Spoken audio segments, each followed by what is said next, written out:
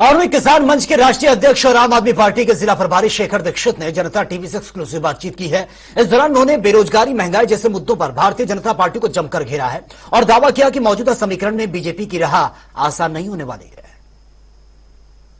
चुनाव का ऐलान के बाद अब सभी राजनीतिक दल इस समय कैंपेनिंग में जुटे हुए हैं। प्रधानमंत्री से लेकर विपक्ष के नेता राहुल गांधी भी लगातार कैंपेनिंग कर रहे हैं। लेकिन मुद्दे क्या होंगे चुनाव के, और चुनाव आखिर किन मुद्दों के साथ जनता में इस बार जाने वाला है। हमारे साथ शेखर दीक्षित जी हैं, किसान मंच के राष्ट्रीय अध्यक्ष हैं।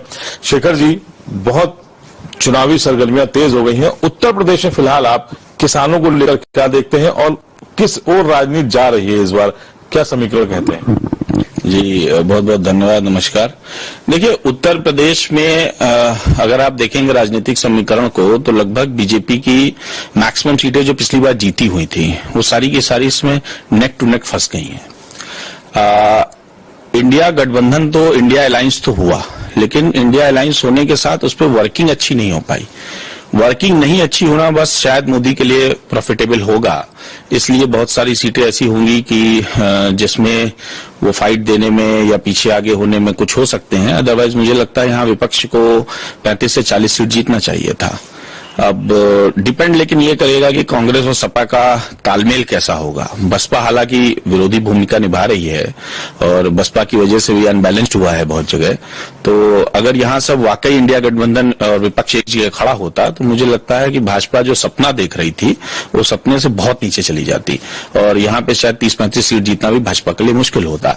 लेकिन अभी के हालात के हिसाब से हम ये देखते हैं कि अभी भाजपा नेक टू नेक कम से कम 45 सीटों पर तो फंसी हुई है।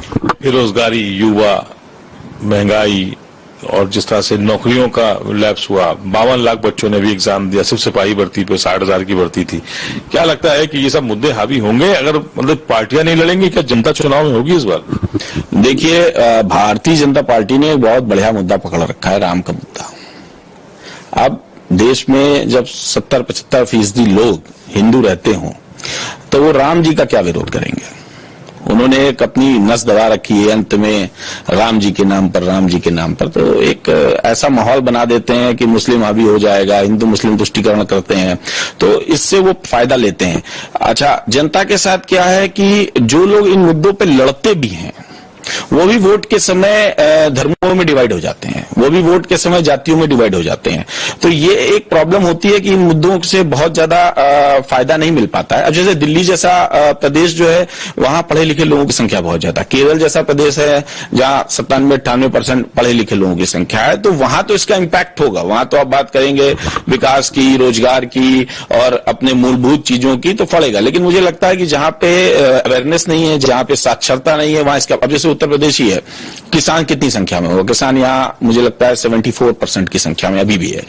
उसके बावजूद आप किसान के मुद्दे पे वोट नहीं पाते हैं, ना आप करते हैं। मैं तो 20 साल से किसानों के बीच में रेगुलर वही समझाता आया हूं कि आपको अपने मुद्दों पे वोट करना चाहिए, पर वो नहीं करते हैं। तो ये एक समस्या तो है, लेकिन मुझे लगता है वापस चुनाव जो है ये धर्म पे ही ले जाएंगे और धर्म पे ही करेंगे। वही उनकी लिए यूनिक सेलिंग पावर है। आज की डेट में जो धर्म है ना, वो बीजेपी का यूनिक सेलिंग पावर है। फिलहाल आपकी क्या अभी राजनीतिक सक्रियता होने वाली है? चुनाव नजदीक आ गए हैं, पहली पोलिंग भी शुरू होने वाली है, ऐसे में शेखर दीक्षित किस भूमिका में नजर आएंगे? देखिए, मैं फिर आपसे कहूं कि हमारा सबसे ज्यादा प्रभाव राष्ट्रीय किसान मंच का उत्तर प्रदेश में है। उत्तर प्रदेश में हम आम आदमी पार्टी के साथ क्लब हुए थे। आम आदमी पार्टी एक भी सीट पे चुनाव नहीं लड़ रही है। अब चूंकि आम आदमी पार्टी किसी सीट पे चुनाव ही नहीं लड़ रही है, तो अब ऐसे में हम भी अपने लोगों से क्या ही अपील करेंगे। अब अगर हमको कांग्रेस को जिताना होगा, हमको सपा को जिताना होगा, तो उसके लिए तो फिर हम फिर अलग गठबंधन में जा सकते थे, अलग बात कर सकते थे।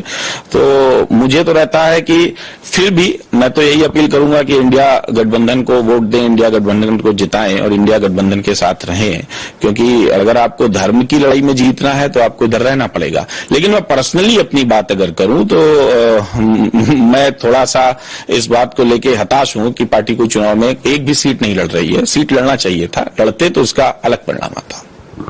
हमसे बात करने के लिए शेखर दीक्षित जी हैं, किसान मंच के राष्ट्रीय अध्यक्ष हैं और उसके अलावा आम आदमी पार्टी के जिला अध्यक्ष भी रहे।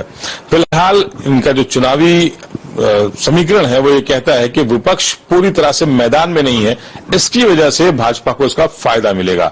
लेकिन देखना होगा नतीजे क्या कहते हैं। फिलहाल उत्तर प्रदेश में चुनावी सरगर्मियां तेज हो चुकी हैं।